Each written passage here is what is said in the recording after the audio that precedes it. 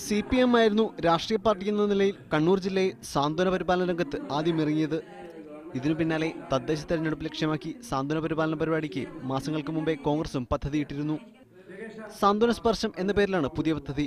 ഗാന്ധി ജയന്തി ദിനത്തിൽ DCC president K. സുരേന്ദ്രന്റെ നേതൃത്വത്തിൽ വളണ്ടിയർമാർ രോഗികളെ സന്ദർശിച്ചു.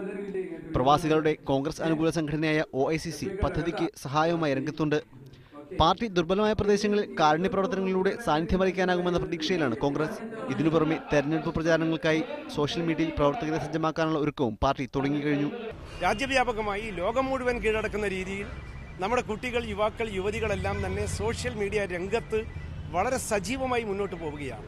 അവരുടെ ആ സജീവത്വം എങ്ങനെ നമുക്ക് ഈ തെരഞ്ഞെടുപ്പ് രംഗത്ത് ഉപകരിക്കാൻ സാധിക്കും, അവർക്ക് വേണ്ടിയുള്ള ഒരു ടീം എങ്ങനെ ഉണ്ടാക്കിയെടുക്കാൻ പറ്റും എന്നതിനെപ്പറ്റി ജില്ലാ കോൺഗ്രസ് കമ്മിറ്റി ആലോചിക്കുകയും തീരുമാനിക്കുകയും. തെരഞ്ഞെടുക്കപ്പെട്ട പ്രവർത്തകർക്കാണ് സോഷ്യൽ മീഡിയയെക്കുറിച്ച് ക്ലാസ് നൽകുന്നത്. പരിശീലനത്തിന് ശേഷം സോഷ്യൽ മീഡിയയിലെ പാർട്ടിയുടെ പ്രചാരണം ഇവർ ഏറ്റെടുക്കും. ഇതിലൂടെ യുവതലമുറയെ ആകർഷിക്കാനാകുമെന്ന കണക്കുകൂട്ടലിലാണ് ജില്ലയിലെ കോൺഗ്രസ് നേതൃത്വം. PN Kiran, media 1, Kannur.